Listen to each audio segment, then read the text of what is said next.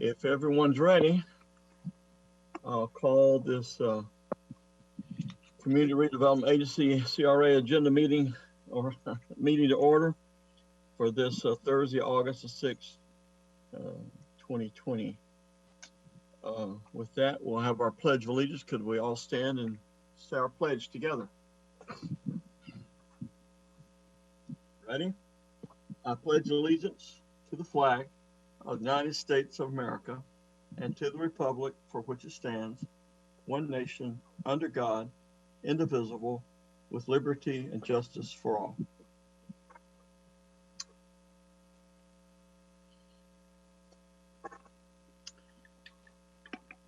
Is our clerk here ready to call the roll? Yes, Chair Blackwell.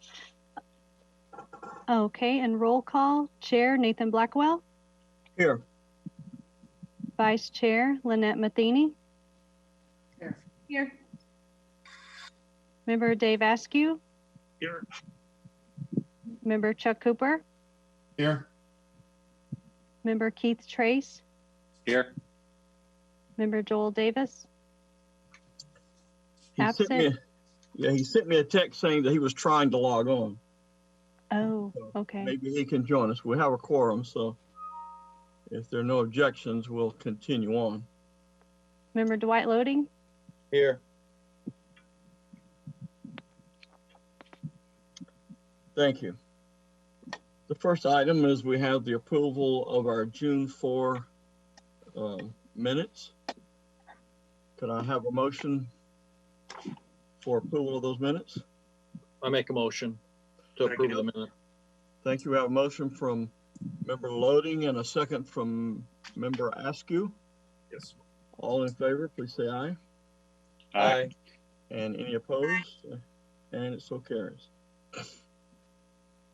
This brings us to our first report on the Mackinson building sale and closing.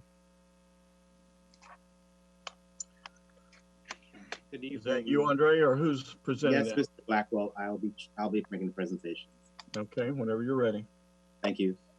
Good evening, I'm Andre Anderson, Community Development Director. And the first item on the agenda is the Mackinson building sale and closing. And I just wanted to provide a recap of where we are with respect to that. So I will share my screen with you so you can see the PowerPoint. Okay, so the Mackinson building, as you know, was we approved the purchase of this building at 226 Broadway to the company normally referred to as the Parsons Group. Their company is the 226 Broadway Kissimmee LLC, and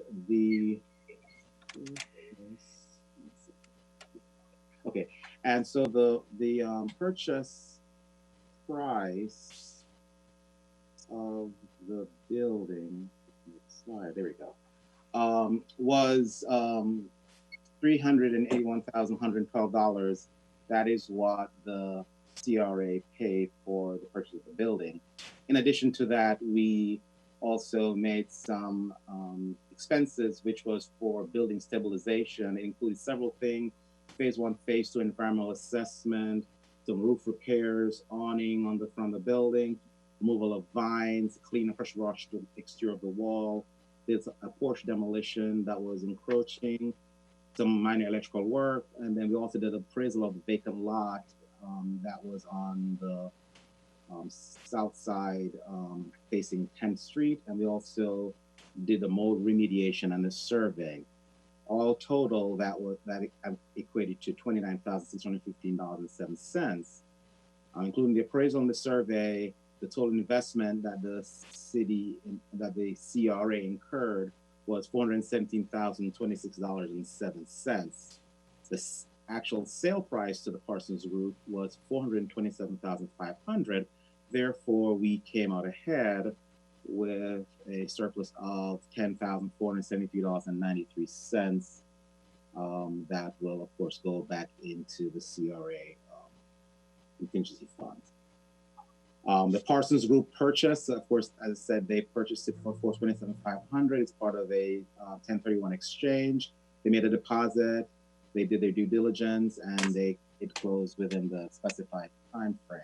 In your packet, you should see the actual documentation for the actual settlement statement of all the monies that were expended and what was given back to the CRA. Are any questions on that? You have any questions? Mr. Loading, I'm good. okay. Very good, thank you. Moving on to the next agenda item, which is the CRA Business Disaster Assistance Plan. At our last CRA meeting, you provided, adopted a resolution that would allow for this provision to be added into the CRA master plan. And as such, we have come back with a business disaster plan outline that indicates what the CRA will do in the event of a disaster. Based on that, we have certain provisions in there that will provide business assistance if there's some state or federally declared disaster, and any of the impacted business that are located within the CRA boundaries would be eligible for some kind of a disaster assistance. The document that's in your packet lays out what those different criteria might be. The next step that I envision for this business disaster plan is to prepare a more detailed implementation plan of how the business disaster assistance program would actually work. So this is what I consider the first step in establishing some very specific criteria for how we would act in the event of some state or federal declared disaster related to the CRA boundaries and businesses that are affected by it. And that's all I have to present on this. Are there any questions? Ms. Matheny, do you have a question? Actually, I do. I didn't realize we were going to hop off of the Mankinson thing so fast. Can I go back one item? Yes, you may. Sure, absolutely. Sorry. Nope. Well, I just wanted to tell the group that I did go with the building official on a tour of a couple of the buildings downtown, and I included the Mankinson building. And so, they're making really good progress in there. It looks way, way, way better than the last time I was in there, which was prior to their purchase. So I'm pretty excited about that. I did have an opportunity to speak to Mr. Parsons while I was in there, and I just wanted to bring something up to the group and kind of see how everybody was thinking along this. But I know that he's been working with the city staff, absolutely doing a fantastic job with Ms. Watson and trying to, move forward. But I know that he's interested in some CRA grant funding and trying to find out like what grants are available to him and what, like when he's trying to do his budget for all of the work. I know specifically we talked about landscaping, like he really has a big plan that he would like to do for landscaping, but he's trying to see like, are CRA funds available for that? And also I know that we have kind of spaced out CRA meetings currently. And so, I told him that if there was something I think that needed to come before us to help expedite his project, I think we all would agree to like a special meeting to kind of discuss those things. So I just wanted to kind of put it out there to the group, like if everyone supports the idea to really try to work with him and help him through the process and looking at the CRA grants, seeing what's available to him, helping him understand his budget. And then if we need to, we could have like a special meeting so that, because I think our next meeting is September, I think was in our minutes, and then that's supposed to be for training. Our next meeting is October 1st. October 1st, and then that's the training one, right? No, the training comes before that, and that's an agenda item that we'll go over in a minute. Okay. So yeah, that's the September one I think I was saying. Yes. So anyway, I just kind of wanted to see how the other CRA members feel. I know this is a project that we all certainly want to see succeed, and I think it will be another feather in our cap for the downtown revitalization. Well, I certainly think we need to do everything we can to accommodate him and help facilitate moving forward with that, especially any CRA assistance we might give. Mr. Mayor, if I may, Yes, you may, Andre. thank you. So, Ms. Matheny, we have in fact received a building and site improvement grant application from Mr. Parsons, which we are currently processing through the system right now. And it is for a series of different exterior and interior items, including the landscaping, as you mentioned. And it is, we have a process for which we go through the review of the application. In the packet, he includes documents related to the improvement of the vacant lot on the south side. And so there is a challenge with that because we cannot at this juncture approve funding for an item that we have not yet reviewed, meaning that he has specific plans in terms of constructing a building, but that has to go through the site development plan review process in order to determine that it is consistent and meets all the criteria before we can say, yes, we can allocate funds from the CRA first. So it's sort of a two-step process, almost like trying to go simultaneously. So we first would need for him, that group, to provide to us the application for the site plan for us to review that and approve. Because if we approve the building and site improvement grant and allocate a certain percentage or a certain dollar amount for that item without having yet approved it by the DRC, that might be problematic. So Andre, yes. So Andre, I guess a couple things. Is it possible to break the applications apart, like work with Mr. Parsons? And, I understand that there's a site, there's the south lot things, and then there's other things. Is there a possibility to break the two apart so you don't hold the whole thing waiting Right. for one? So absolutely. And then, sorry, one more thing, Andre. And then the other thing is, I guess, is there any way to, conceptually review the application for the south lot just pending approval, so that there's at least some kind of understanding of what is or is not available or possible? Absolutely. We can do any of those suggestions that you offered. And, we obviously want to ensure that that project is successful and will revive that portion of our downtown. So absolutely, we'll do whatever is necessary to make this successful. But I just want to highlight for you that we are in fact reviewing a grant application and that we are moving through the process. But we will absolutely find innovative ways to, as you say, provide for a conceptual approval of at least that portion that we have not yet officially reviewed as part of the site plan process.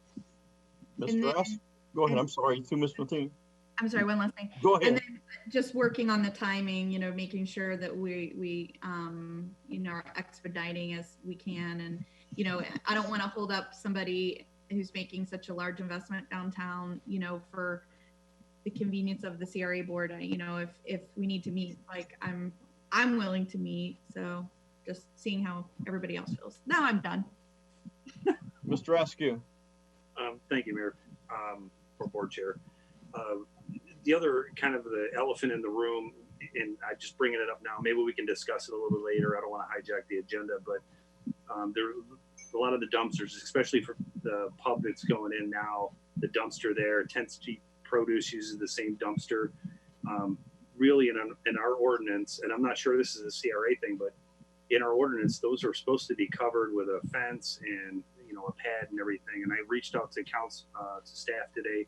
They came up with some numbers with me, but is that something that the CR, I'm not in that, and it might be the city attorney to give us some guidance on that. I'm not sure if that's CRA dollars. I just hate to finish the downtown and you still have green dumpsters every place that are visible from the citizens. So maybe at the end of this, we can have a discussion about that. I just wanted to bring it up now because it sort of deals with that as well. Mr. Manzares, do you have any Well, if reports on that? do you want to discuss the issue now, or do you want to wait to do it under other business? Well, I just assume do it now since it's been brought up unless there's any objection. Well, I think we're meeting as the CRA board, and so the key component is whether utilizing CRA money for this purpose is an appropriate use. We certainly can look into it a little further. However, I'm not sure that, I'm not convinced that it is.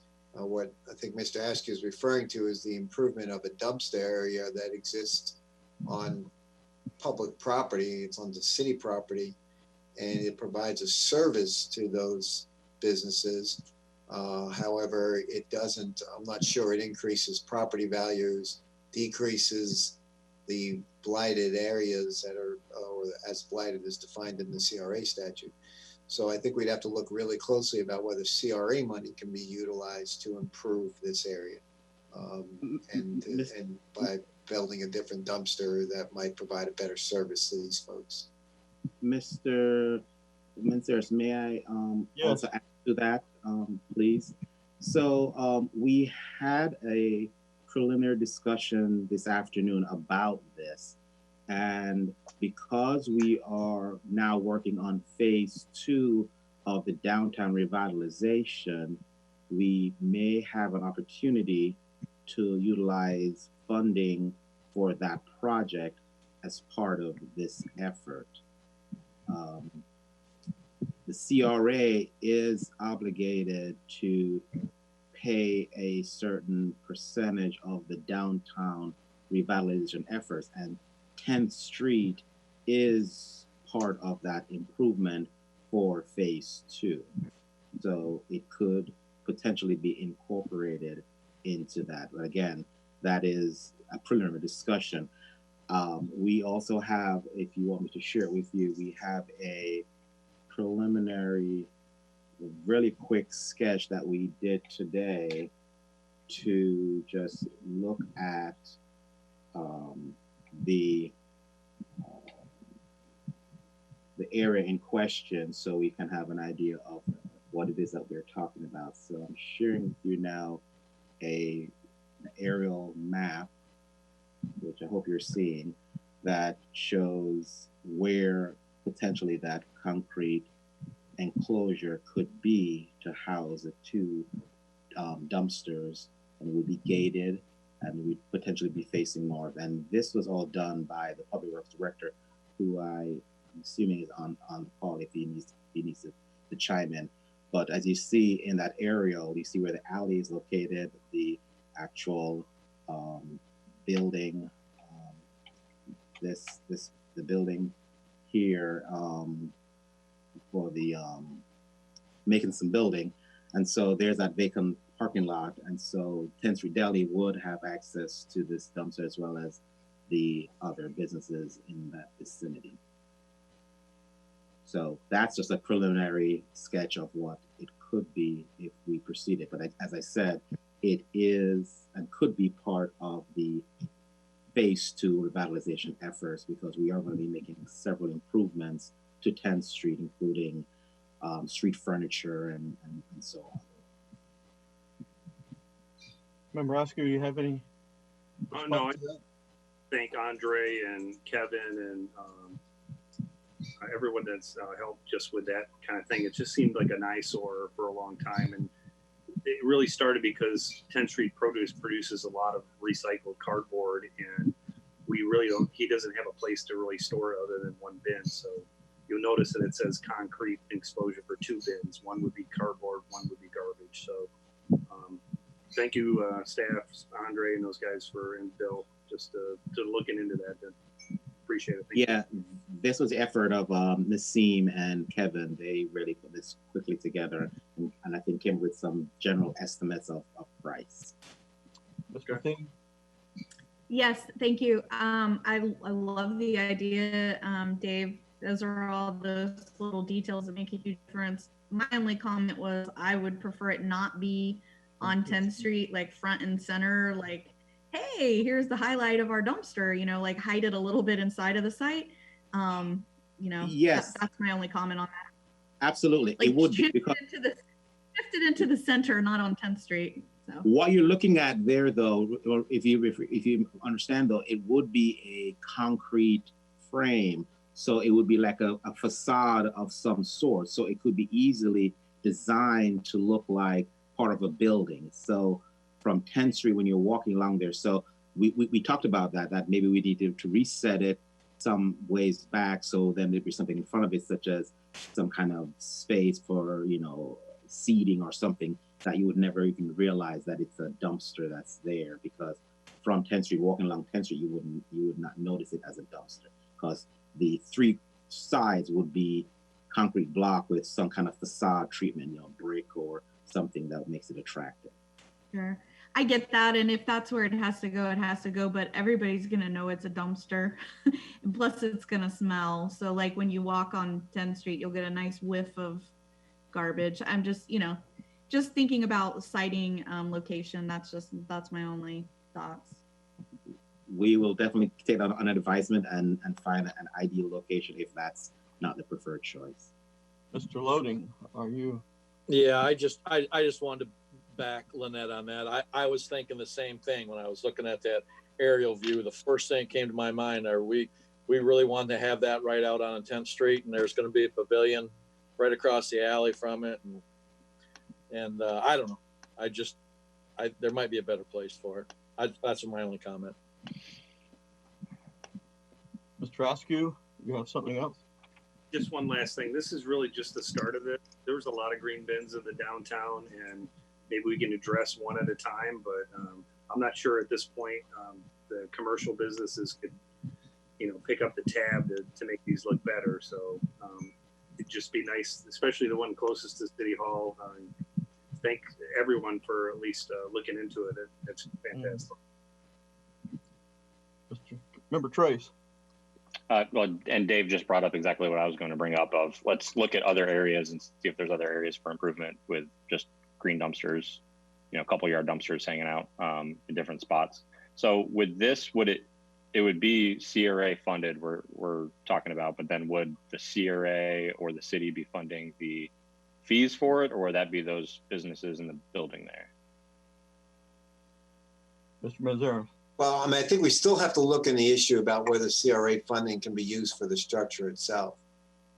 It's my understanding that with these dumpsters downtown, that the individual businesses pay a proportionate share to use the dumpster. So they would obviously continue to do so. But we still have to look at the issue about how much CRA money can be used for this particular purpose. And I understand Andre's position about incorporating it into an entire revitalization program for the whole street, which probably could be done, but I think we have to come back to this board and to the city council to decide what we're going to do about these dumpsters. Yeah, and I'm sure the city of Kissimmee with their underground, you know, facilities that they have now did the same sort of funding mechanism with the ongoing costs for the merchants and then also the capital costs.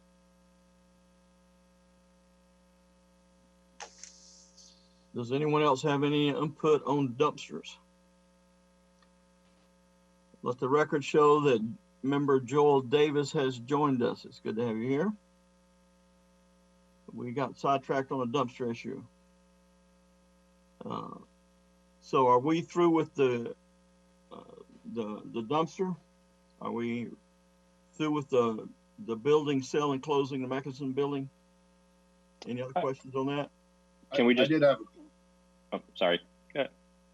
Mr. Sturgeon. Member Trace, please go ahead. Well, I was just going to follow up with Vice Chair Matheny's comment about, you know, should we just be having these every month in general to, you know, help some of the businesses that are applying for some of these grants? Because I've heard that complaint before. It takes 5-6 months to get through the grant process with the amount of time for the application, the staff review time, getting scheduled for one of these meetings. Is it something that we can help accelerate? Mr. Sturgeon. Oh, thank you. We can certainly look at that. I was just going through my mind. Next month's going to be very crowded. We have 2 budget hearings and a trim hearing, and also a workshop regarding the OUC contract. I know that there's maximums in the building site improvement grants. Would you consider delegating that amount to the administrator or the city manager if everything looks right, that I'd sign off on it and then just present it to the board at the next meeting? There is a maximum, I believe, in the BSIG grants. So up to that maximum, it's already been established. That would expedite things once it's approved through the technical review group and then the BSIG process. Just an idea. Ms. Matheny? I like Mr. Sturgeon being willing to take that on, but I don't, like, I know we've gotten applications before that have gotten all the way to us, and then we've said, no, this doesn't meet the intent of what we're trying to do downtown, and this doesn't meet this, and, you know, so we helped guide that. I'm afraid if we, you know, it might not be what we want if things get approved. I'm willing to, like, if applications come in, I mean, why isn't a meeting just scheduled for the next available instead of, you know, saying, well, there's not a meeting till November and you know, you have to wait. I mean, that's just my thoughts. I know like we had the one application come in for the building where the Chimentos is in, and I know we like weren't happy with what they were proposing because we didn't feel like it met the character that we were trying to build. I would support that. All right. So the other thing we can do is like, we'll just look at meetings and we'll just maybe start a little bit earlier, have the CRA meeting preceding other meetings. We'll try to combine some meetings to get those in. And just out of curiosity, what is the max per property on the BSIG? I don't know that off the top of my head. Andre, do you know? I thought it was. I would need to pull it up. I'll have to look it up. I know that Okay. your limit was 50, but the grants here, I forget what the number. I have to pull it up. Because I think we only have 39,000 left in this year. Yes, That's correct. I do know that. but by the way, the amount of the grant funding that Parsons is requesting is way exceeds that amount. So we would have to probably do a budget transfer of some sort to put money into that fund. I just got a note from the secretary that Mr. Parsons is in attendance, and I want to know if he would have a chance to speak or if he would like him to speak. If Mr. Parsons is here and would like to speak, you're certainly welcome to do so at this time. Are you in the council chamber? I'm here. Can everybody hear me? Yes, we can hear you fine. Okay, good. I don't have the specific numbers in front of me either, but off the top of my head, I think it was more tied to the line item specific to the building, not quite for the building at like as a whole. It was almost like for special consideration, it was like phraseology like plumbing, electrical,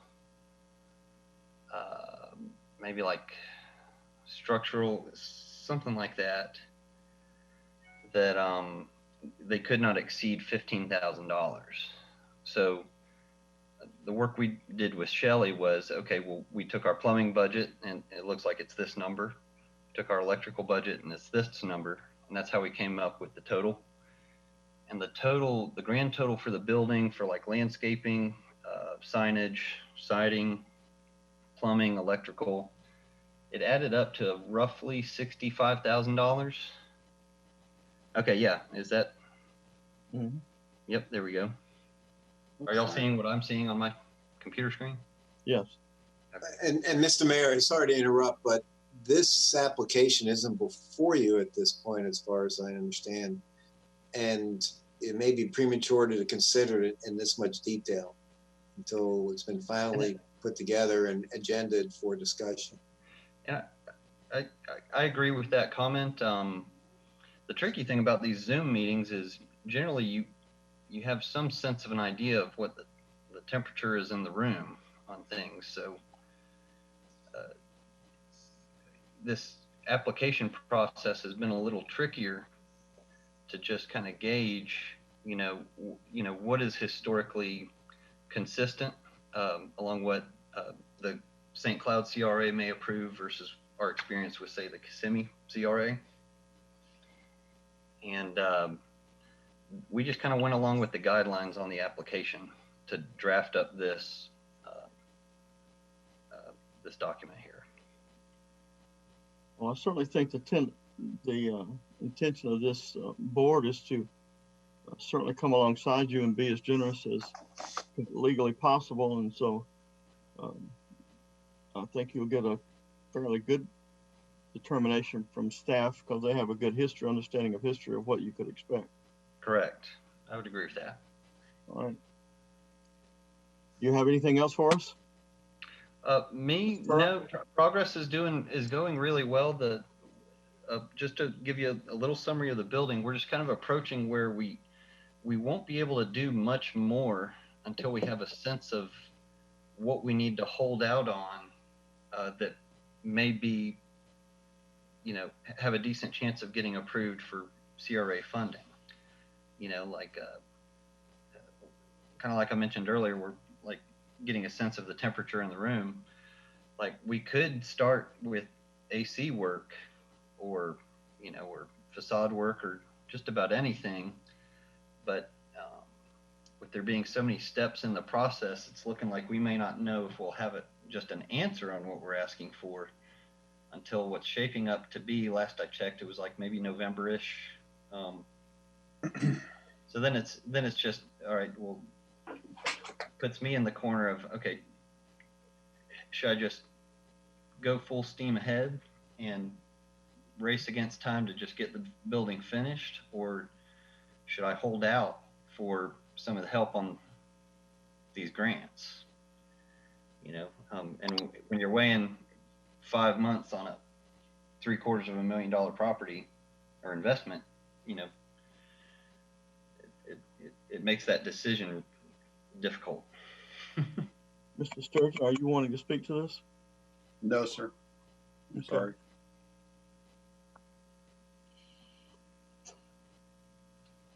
That was my only intent, was just maybe feedback on this, We're certainly supportive, but until we get something definitive that's an active application, I don't know how we can even act on it. That's correct, Mayor. And give you a definite commitment. We're certainly in favor of this moving forward with this project, and I think you've already heard from the members here. They're willing to go the extra mile to meet early to help you move along. Right.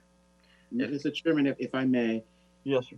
As Vice Chair mentioned before, if there's a way for us to separate the existing 980 New York building from the vacant parking lot, I think this may be able to move forward quicker, because we're being asked to comment on an application for an approval that we have not yet given, meaning we have not yet reviewed or approved the site development plan for the new portion of this project.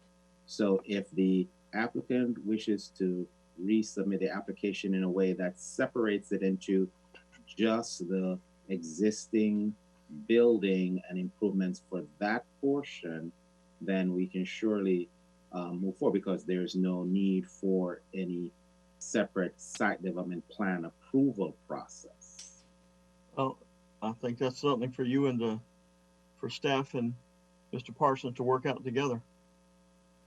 And we are willing and able to do that. So we will meet with Mr. Parsons subsequent to this meeting and discuss those options. All right. Well, then, do we have anything else on this item that we need to resurrect or rediscuss? If not, thank you, Mr. Parsons. We look forward to seeing this project move forward, and we hope it'll move forward as quickly as possible. Thank you very much. Let's go back to item number 2, the CRA Business Disaster Assistance Plan. Are there any questions in regard to what Mr. Anderson presented on that at this point? We look forward to seeing your proposals on that. Let's go to item number C, the adoption of medical arts campus zoning overlay. One second, I'm gonna find my screen here. I lost my screen. There it is. Okay, so we're back. So the next item on the agenda is the medical arts campus zoning overlay, which is resolution 2020-003 CR. If you recall, at your last meeting on June 4th, Blake Drury from GAI Community Solutions Group gave a detailed presentation on the MAC overlay and design standards. And so this meeting is really just to bring it back to you. It was in your agenda packet. You have the detailed report. And what we are looking for is for the CRA to make a motion to recommend approval of this master plan, an overlay district. As you see on your screen there were some big concepts in this overall plan, which is to have a medical employment focus with an urban mixed use form. We want to make sure that it was well connected and integrated with the rest of the city, and that there is an infrastructure framework for future development in terms of how the roads were to be laid out, again, to improve and ensure interconnectivity, and also to improve the visibility of this area. As you know, we already have a building, the new medical arts building, the Class A building on the corner of 192 and Budinger, and so we want to make sure that we continue with that level of quality throughout this medical arts campus, and then also to ensure that we can leverage other city properties in how we do design in this area. So that's basically what I have to present. And if there are any questions, if there are not any questions, or if there are questions, I'm happy to answer them, and look for some discussion, maybe a motion to approve. Thank you. Resolution. Member Matheny? Mr. Trace said his thing first, so let him go. I'm sorry. Ladies first. I was hoping I can just say, yeah, I was thinking the same thing he would. Okay, I have a couple questions. So I have some issues with the layout that we're showing here in this graphic. And I guess the first question is, what does us adopting this do? I mean, are we saying this is what we're going to do specifically? The giant pond that has number 4 on it, that's at US 192 frontage. I mean, that's just, to me, like, it's knife in the heart. Like, we're going to take up valuable US 192 frontage with a giant pond. I mean, that to me is like not a good layout. Sure. The 17th Street looks like it has a little chink in it now instead of like coming around the curve. And I don't know if that's an intent, you know, as it comes around past the senior center, it's got, are they putting a stop sign there, or like, I wasn't sure what exactly was happening there. Right. So what you're looking at is what we would call an illustrative vision plan. It is not a site plan or a development plan. It's more of an illustration of what could be. And so what will guide a lot of the discussions or development is more related to standards for building placement and hierarchy or classifications of streets and how buildings front the street and architectural design. The actual physical site layout may, in fact, be different than what's shown here. Again, it's just an illustration of what could be. This is not the final plan, for lack of a better word. but we have to have some idea of what it could be to give people ideas of how we could. I mean, your point is well taken that, 192 is probably, a prime real estate for buildings rather than a retention or a pond. So absolutely, that's something that could change in the future. At this point, we needed something visual, give people an idea of what could be. Okay, I got a bunch of questions. So, I mean, to me, like once we put it on this plan and adopt it, I mean, that's your goal. So to show that giant pond up at 192, like, I'd hate for someone to think that's what we're working towards. I was contacted by someone who owns property within the medical campus overlay, and one of their concerns was, does this in any way affect their ability, their zoning on their property? They currently have an industrial zoning, and they don't want any kind of, that would probably fall under the Burton-Harris Act if we impacted their zoning without their participation in it. And I know right now it just says existing zoning is still industrial, but I know that there was some concerns regarding, us overstepping onto their private property rights.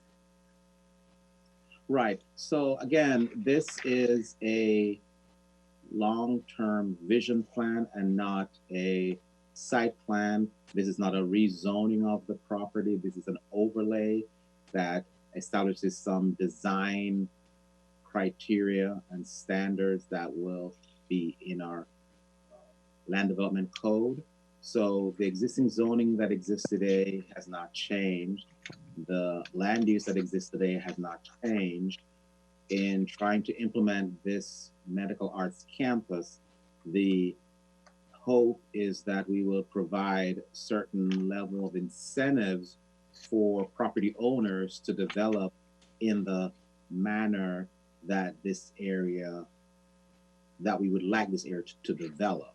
So if a property owner owns industrial, they are still entitled to those uses. I think, if I'm not mistaken, there are some restrictions that are being placed on certain uses in this district that we do not want to see. And we have met with several property owners, and I'm not sure the property owner that you're referring to, but we did meet with property owners that had industrial property and discussed with them their concerns, and they, after we explained what the intent was and how it would move forward in the future, they did not have any further concerns. So again, it is a vision and not a zoning map or site plan that says this is where exactly things should happen. But your point is well taken, and I'm not sure how else to visually illustrate an idea without drawing a picture. No, I get that. So, Mr. Manzares, from a legal perspective, like us adopting this doesn't in any way affect property owner rights? Well, and as Andre pointed out, we are not, at this point, obviously the CRA board can't do it anyway. You're not rezoning any of these properties. So the one impact that could occur is down the road if somebody wanted to take their existing zoning and go to a different zoning that is inconsistent with this adopted vision plan. I mean, that could be something that the city council at the time could deny or argue that the change in zoning is not appropriate. But you're not taking away anybody's rights at this point. You're not rezoning any of these properties. So I wouldn't see it as an issue. Okay. So Andre, another question. Have we run this plan past the new hospital? Because I'm sure when this was created, a lot of things happened with St. Cloud Hospital and Mr. Burrish, but there's a new player, major player inside the area. I am not aware that we've had any formal discussions with Orlando Medical, but we have had ongoing discussions with St. Cloud Regional prior to all of this. And at this point, we had already gone through several iterations and meetings with that party. We surely can have additional meetings if that's the desire of the CRA board. Okay. My last question is on page 16, it had some language in here about the city owning a lot of property within the overlay. And I think the language it actually used was leverage city-owned properties. And so that also gives me a little heart palpitation. And it didn't really go into detail. It just said the city's a major player and that we should leverage the city properties to get to the finish line. And then there wasn't really any detailing that I saw, unless I missed it when I was reading it, about like incentives or how you're going to get people to comply with this. You know, I feel there should be like a program in place in this master plan, like how you think you're going to get from start to finish. And there wasn't really anything in there with that. Myself, your popcorn's done. Myself, I personally would like to delay approving this just because I think there's a little more work that needs to be done and conversations that need to be had, unless there's some urgency to get it adopted in the state that it's in right now that I'm not aware of. That's the end of my comments. Member Trace. Thank you, Mayor. Deputy Mayor Matheny, just to echo some of your comments on page 30, it says applicability, the standards set forth in this division shall apply to the following development. Full compliance with the standards provided herein shall be required when vacant property is developed. So it just depends on how that gets implemented into the land development code of, you know, how this gets implemented, if you have to follow some of these rules or not. And then you had asked a couple of my comments about Orlando Health. One of the implementation strategies from this would be adding some of this to the capital plan, the city's capital plan. So I just didn't know if we had any feedback on that of specific projects or things we would want to implement from this plan based on city or CRA capital or property to utilize for that. And then I'm surprised Deputy Mayor Matheny, you didn't mention the Mutter Road extension and that road part. That's my comments. Any other input? Mr. Councilmember Askew. I had that one, but I forgot it. Sorry. We sort of ran into this little challenge before. It would be better if it would be great if there was like 3 drawings and these are all proposed ideas for this area. When we did the Virginia park, there was no park in that area, but we had to kind of jump through hoops to get it done. So I just hate that, you know, when we put it just like it's got to be like that, it would be better like, hey, this is a flexible plan that's adjustable. And I think Andre, believes that it's a flexible plan, but it's just, I think some people see a picture and go, oh, it's got to be like that. So that's sort of where I think where everybody's going with this. So. Member Loading. Yeah, I just want to make a comment. I seen that water on 192 also, and I'm thinking, man, that's prime commercial. But I understand it's an idea. So I kind of took it that way, but I didn't want also the people to think that, you know, this was written in stone and we're going to put a bunch of water up on 192 and take away prime commercial real estate. And the other comment I had was when I look at this, I'm thinking finally was my thought process on this. Actually opening this area up. When I first moved here, I thought, what is going on here? We've hidden the hospital. We've hidden Parks and Rec. We've hidden all this, and there's really no access to it. And I like the idea, and you know, of this drawing anyway, that we've opened this up, that there's more than just one road in and one road out without going through a bunch of 4-way stops. So I like the idea that it's being opened up and it's going to have more access, you know, to that not only the hospital, but any of the other buildings that we built in that area. I think it's great, that part of it. And I understand it's just a conceptual drawing, but I'm liking it. That's all I have to say. Any other members?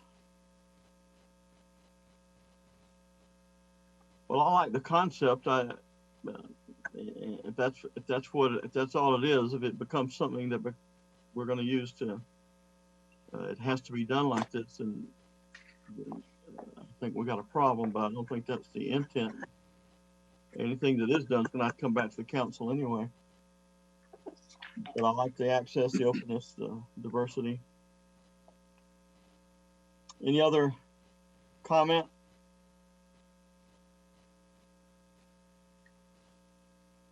Well, they're requesting a motion for approval. What is your pleasure? Do we want to delay or?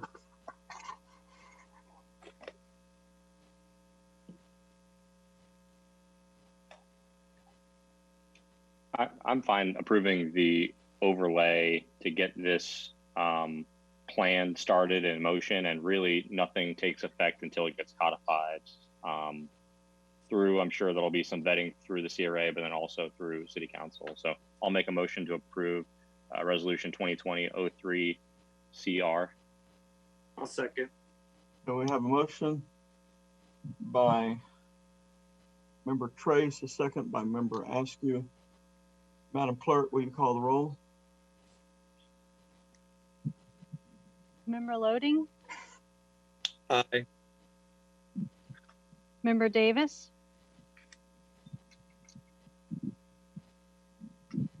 are you there, Mr. Davis? Member Cooper, No. Member Askew, Aye. Member Trace, Aye. Vice Chair Matheny, It's a no for me. I'd like it to be a little more tightened up before I approve it. Chair Blackwell, It'll be a yes for me. so we have 4-2. Yes. And the motion passes.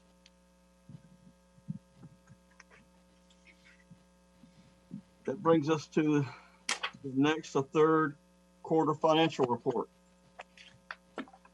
Yes, so thank you. The third quarter financial report shows personnel budgeted to this year, so for fiscal year 1920, it's $153,672. Expended in third quarter is $9,318.65.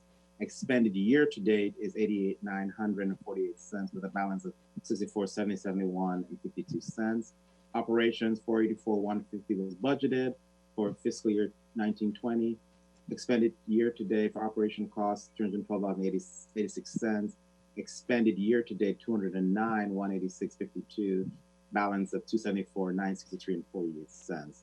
Grants and projects budgeted $425,000. Expended in third quarter $8,250. Expended year to date $78,747.90. Balance $346,252.10. Contingency $101,151,466. Nothing has been expended, and our contingencies, the balance remains the same. Intergovernmental transfer was $150,000, what was budgeted, and all of those funds were expended year to date as one transfer, and so there's no balance left in intergovernmental transfer for the year. And you'll see the totals. Total budgeted was $2,364,288. Expended year to date $17,811.51. Expended year to date is $526,834.90. And the balance in the CRA budget is $1,837,453.10. Any questions? Mr. Loading, would you have a question? Oh, no, sorry. Moving on to the next portion of the. Wait a second. Wait a I'm second. Member Matheny. Oh, I was just going to ask Andre, because I see this only goes to June. So in our next report, the money from the sale of the Makinson is going to go into contingency? That is correct.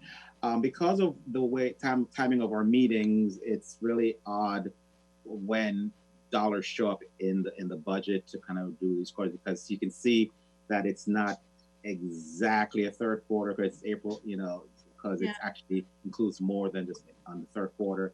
So I've tried to keep them in quarters, but it doesn't always work out that way. Okay, thank you. Any other questions? Thank you, Andre. Moving on. So the next component of the financials is just to quickly show you the building site improvement grant detail, which you've seen in prior meetings, and the 1007 Florida LLC. That one, they got a request, was awarded. And then we also have the Southland Plaza that was requested for $19,000, and that was also awarded. So we have a balance now of $39,345 left in BSIG grants for this fiscal year. As you can see, 1007 Florida Avenue has been completed, and Southland, which is the Save-A-Lot Plaza, is in progress. Any questions? Any questions? No questions? To item 5E on the agenda, which is the adoption of the CRA budget. You, on the Florida statute, you're required to adopt the budget, and the finance director already did a presentation at the workshop on the CRA budget and highlighted for you a couple of variances in the budget for CRA, one of which was element 32, which is for audit fees of $3,200. This was an increase recommended by the finance director for the purpose of including fees for auditing. And then there was also an element 82, which was aids to private organizations. Again, another increase due to the movement of funds from the general fund into the CRA. And this specifically is for purpose of the Main Street contract. You may recall that the CRA pays a portion of the amount, and then few years back, the city manager's office also included an amount for that. So consequently, it resulted in a tri-party agreement. And so this move is to simplify the agreement and make it purely a two-party agreement between the CRA and the Main Street. So in future agreement, it will only be between CRA and Main Street, and any kind of reporting requirements would be purely to the CRA and not to the CRA and the City Council. In this upcoming budget, we will also be looking at the community policing agreement. Back in 2018, you adopted a resolution that amended the CRA master plan to include provisions for community policing, and that included 3 sworn officers and 1 non-sworn officer, as well as an obligation for the city to reimburse the CRA for surveillance cameras. And so that was supposed to have been done in the first year of this 3-year agreement, and that did not occur. And so we are now needing to ensure that we budget for that amount of $50,000 in the upcoming budget, so that when the city does make the purchases of the surveillance equipment for the downtown, that we are able to reimburse the city for that amount of funding. And just as a point of note, FY 2020 to 2021 is the 3rd year of the 3-year agreement.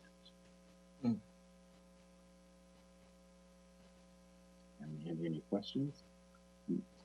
And what the staff looking for is an approval of adoption of this budget. Member Trace. Thank you, Chair. Mr. Anderson, So what's the breakdown of the $80,000 in professional services and then $274,000 in other contractual service? Okay, so for professional services, the breakdown is a few things. Consulting services for market analysis and for land suitability analysis. And then there's 25,000, and that's 55,000. And then 25,000 is for property appraisal services. All right, and are those services, this is on the professional services that you just talked about? Yes. And are those services we did and budgeted for this year, or is this new? So we budgeted for that in prior years, and in last year we budgeted $75,000 for consulting services, $25,000 for appraisal services, and then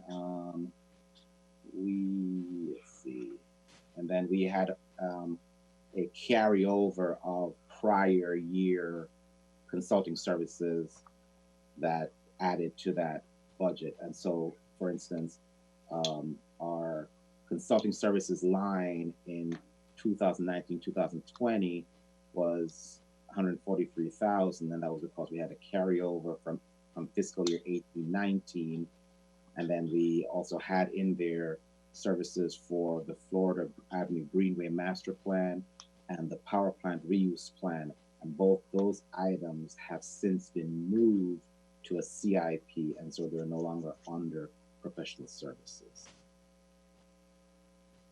Okay. And do we plan on doing those three, the land suitability analysis, the market analysis consulting, and the property appraisal services? Yes, We haven't well, really done them in the past. we keep money available for property appraisal services because each time we encounter property that may be of interest to purchase and redevelop, we will need to be able to pay for those services. So yes, we do keep monies available.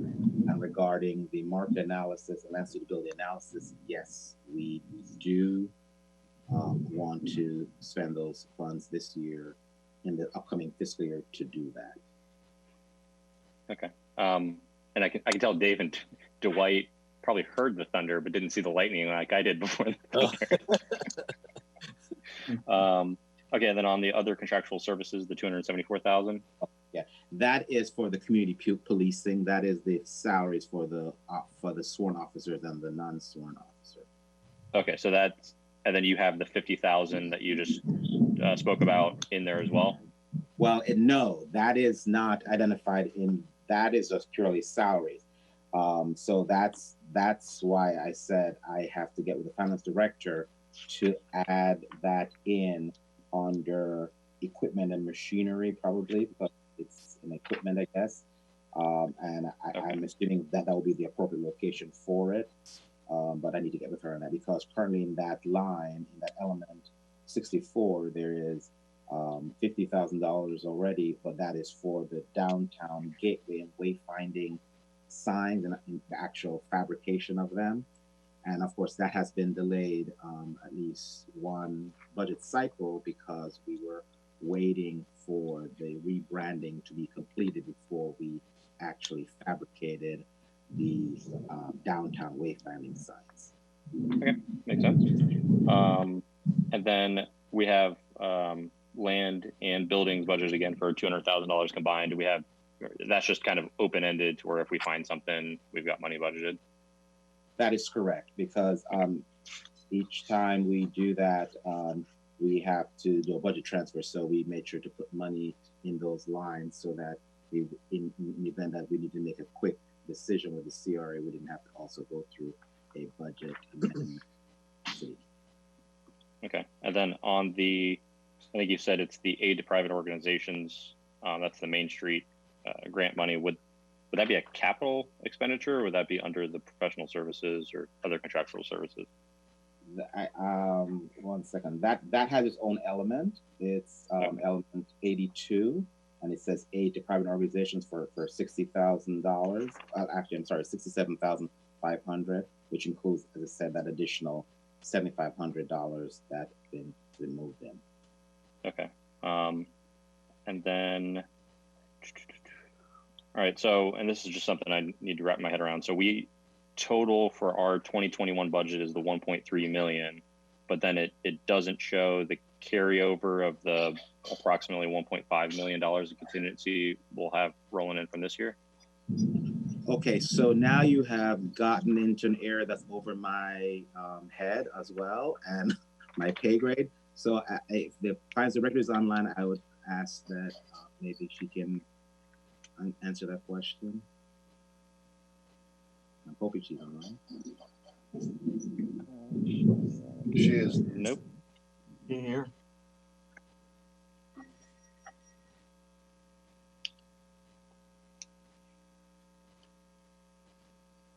Mr. Trace, could you restate that question? I might be able to answer it. Okay, so right now, based on our previous look at the budget from our quarterly actuals, we'll carry over encumbrance date 2020 budget. We'll carry over $1.1 million in contingency plus the $400,000 that's coming in from the sale of Makinson. That's $1.5 million of contingency that should roll over from 2020 to 2021, but I just don't see that in here. So the carryover is not demonstrated on here. You are correct. That would carry over once we transfer that money into the contingency, which we should have on site. I don't think they've trended that over, trade that over yet. Trended that over. So you're correct. And then from our proposed, I guess, inflows from the CRA funds, will generate another $400,000 of contingency. Right, of current fund balance that we didn't expense in this fiscal year. That's correct. Okay, so then we'll have about $1.9 million of funds from last year, proposed contingency from this year. I just want to get a grasp of how much money is around. So if we want to do any bigger projects than what was done for Makinson, or do bond financing for other big projects, we just kind of have that, because this doesn't really portray that way when we talk about the budget. So I just wanted to kind of talk through that for everyone. Right, and if you'll recall, we did talk about that in the workshop, because we will be requesting a budget transfer to the city from the CRA for part of the downtown revitalization phase 2. So we'll be making a request for that. And like I said, she's still working on the strategy of exactly how much we're going to need. That would come out of some of that contingency money. Probably over $1 million is what we'll request from the CRA.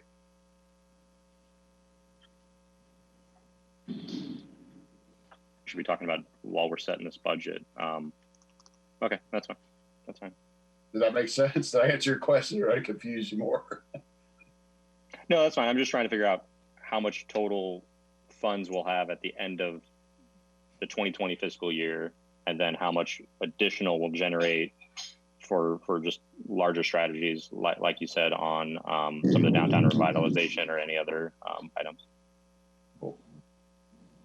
Correct. So that amount, we'll let's say $1.2 million, just for speaking purposes, for the downtown revitalization. I would request that we keep a certain amount in there in contingency for unforeseen projects. Like I said, piece of property comes up for acquisition, we want to have some money there to spend that. I think that's what you're getting at. Don't just run it down to nothing, and then when something comes up that we could use CRA funding for, we want to maintain that. Right. It's a reserve. Member Loading. Yeah, Keith asked that, the big question for me was too, like, what's going to be available for next year. So you kind of answered, you all kind of answered that for me. The line item that's 82-01, building and site improvement grants. I see it's dropping another 25,000. I know last year and the year before, as we keep dropping that, I just keep saying, this just continues to seem to get smaller and smaller, and just like the Parsons right now are asking for help with this building, but yet we're making that budget smaller and smaller on the grants. I'm a little confused on that. So I didn't know if somebody answer that question for me, why we keep making that line item smaller and smaller, and and I understand there's a contingency, but I don't know. If I could just have an answer on that, I'd appreciate it. Yes, Mr. Loading. So the part of the reason why we have reduced the building site improvement grants is because for the past few years that we have had this program, we have not seen any significant improvements or what I would consider projects that would move the needle. And a couple of years ago, when the city manager and several of you on the board attended the FRA conference, you witnessed or saw the idea of the CRA taking a more active role in revitalization efforts. And so that's why we have shifted our focus on acquisition, stabilization, and then turning it back over to the private sector for development. So that is our intent. But, as a board, you're always able to make adjustments when needed. So if, as in the instance of the Parsons property, where their requests may exceed what's budgeted, that does not prevent this board from saying we need to move money, that accounting line, to accommodate that effort. So again, a budget, allows us that level of flexibility as the need arises.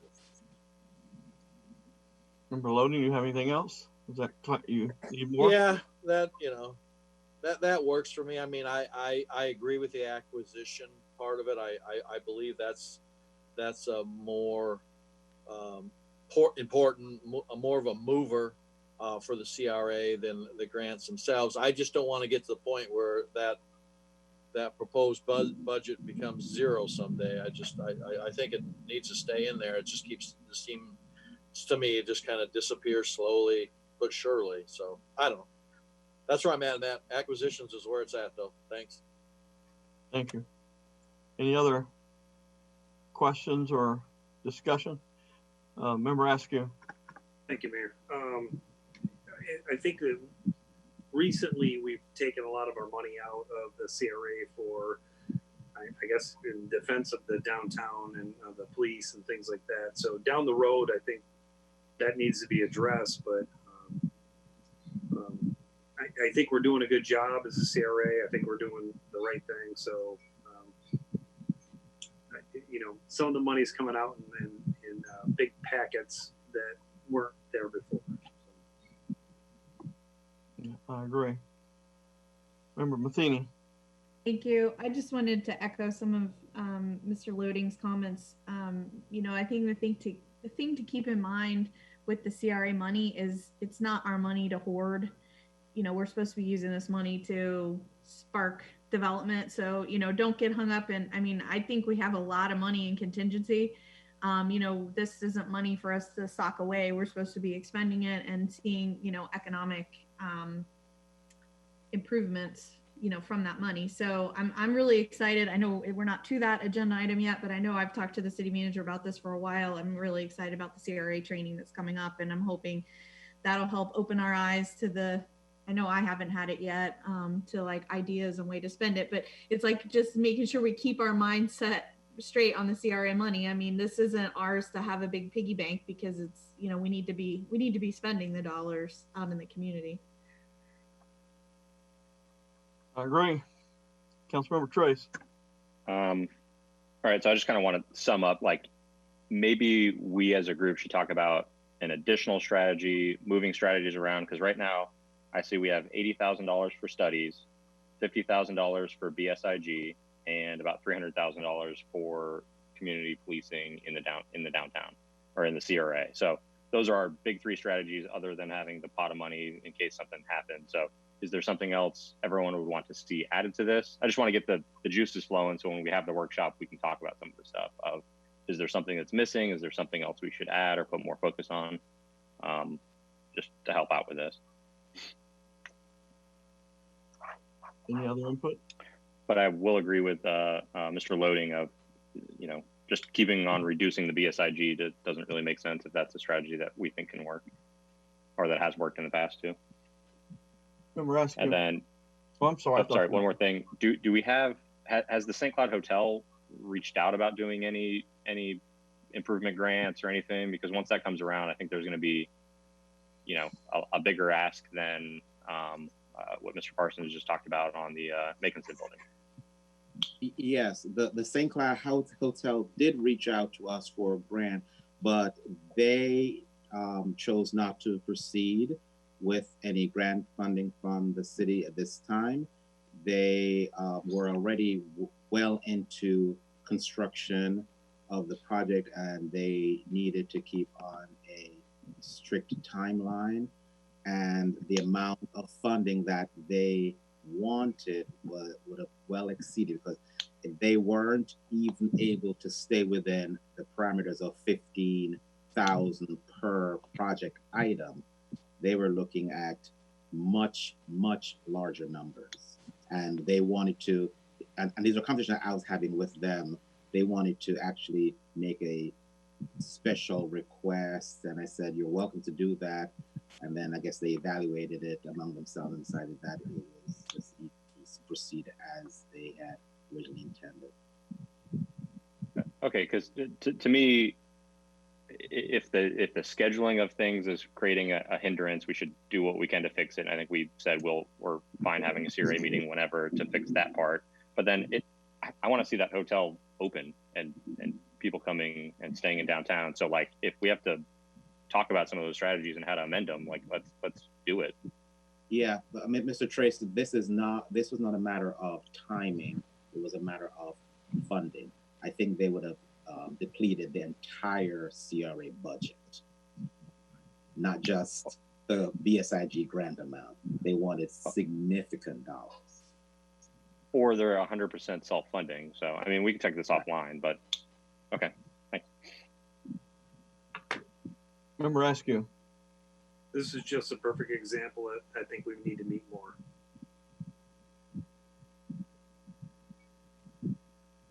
I agree. Any other input?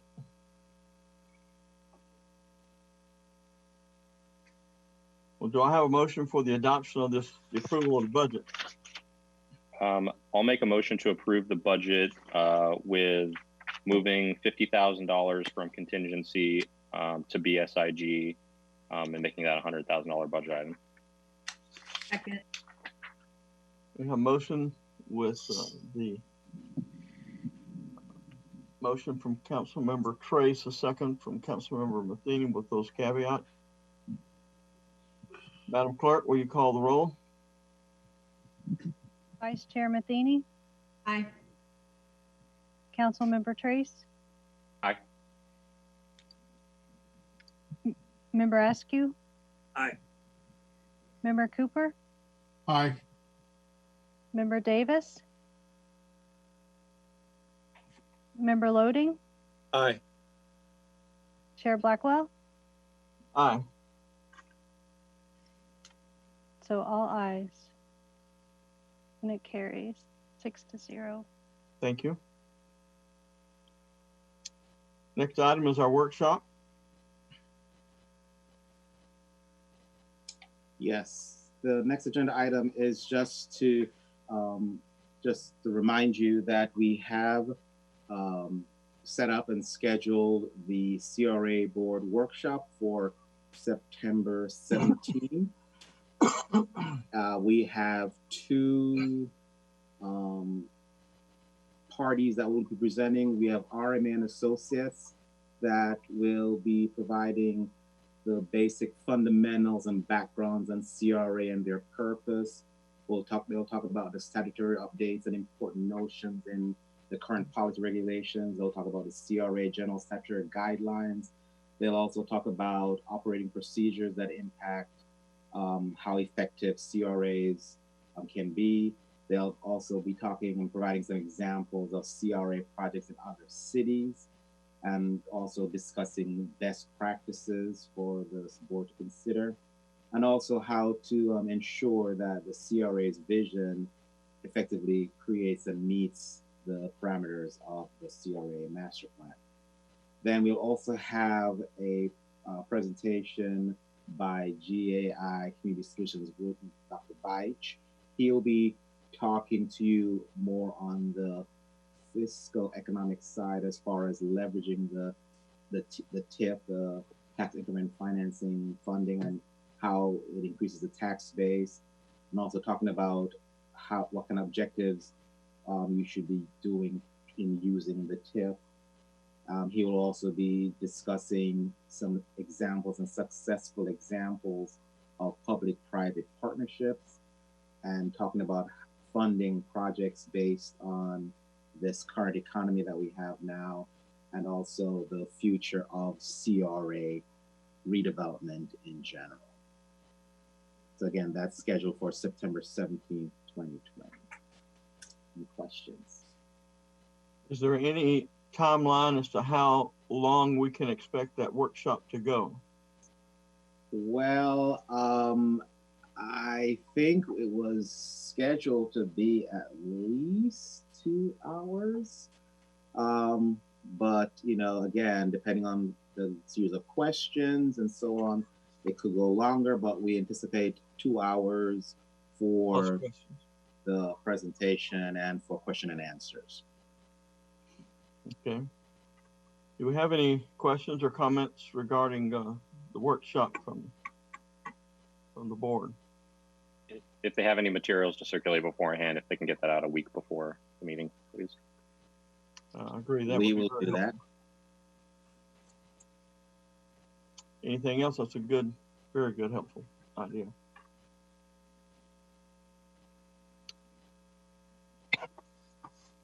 Okay, we'll move on to, does any of the members here have an update or an item to bring before us?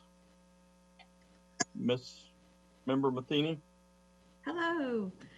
I just had a question, really, a thought that I had. Anytime I ever speak to anyone, just in general conversation about our CRA, just anybody, like for the most part, 90% of people have no idea what it is. And, you know, then you kind of, you know, I'll explain it and things like that. But have we recently done any kind of outreach to people that are within our CRA to let them know that these funds are available, what the process is? I just am wondering, you know, I think probably people in New York and Pennsylvania and Massachusetts know about it, but, you know, like if we went in our whole CRA, is there some way we could do like a mailer or send our, you know, staff out and knock on doors and hand things to the businesses and just let everybody know about the program and what's available? Yes, so we do that. In fact, our CRA specialist on a very regular basis goes out and actually makes contact. I have my economic development manager on the line, and if I could ask her to speak a little more about the outreach efforts that they undertake, I think you will get a better sense of what we're doing. Antoinette, if you don't mind. Good evening. Can you hear me? Yes, we can. Thank you. Antoinette Forbes, Economic Development Manager. In reference to the outreach, we have started within the last month, about 6 weeks or so, directly reaching out to our businesses, specifically in the CRA districts, to inform them of some of the programs we have available, and not just the BCIG program, but also the grant programs that were approved through the City Council for the COVID-19 Economic Stimulus and Recovery Program. Our intent through these one-on-one conversations is to, one, introduce staff and what the CRA is and how we can avail ourselves of them in terms of resources.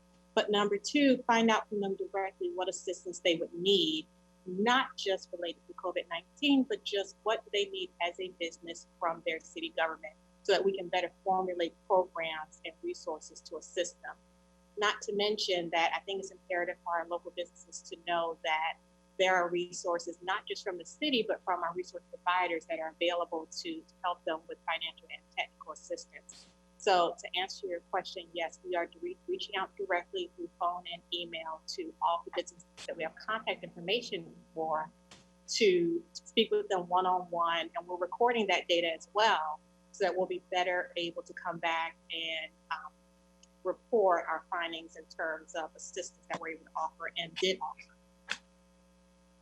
Okay, great. I just, it just seems like in general conversation, everybody is like, what is CRA? And, so that's wonderful that you're reaching out. Thank you for that. And maybe there's some easy way we could put it on our website. I know our website is not the easiest to navigate. Maybe create a tab or something for the CRA with all the helpful information, forms, guidance, whatever you guys have all put together. That would be fantastic. Vice Chair Matheny, if I could ask, when you do get contacts like that where folks are onshore or don't know about a problem, if you don't mind forwarding their information to us, we will make sure to reach out to them, and that also goes to all the members of the CRA board. Perfect. Thank you. Thank you. Would any other council member have any item you would like to bring up?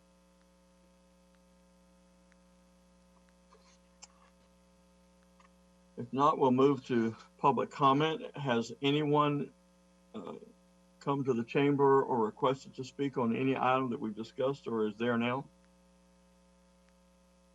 No one is in the chambers, and no additional attendees have registered online for any of the agenda items. Thank you. Our next CRA meeting is Thursday, October the 1st. But in light of our discussion here, we may be having some meetings scheduled earlier, and I'm sure Mr. Sturgeon will stay on top of that, as well as Mr. Anderson for us. Is there any other items that needs to come for us before we sign off here? I'd like to thank all of you for your input and for being here today, and thank all the staff for your support. And if there's nothing else, we will now be adjourned. Stay safe, everybody. Thank you, Mayor.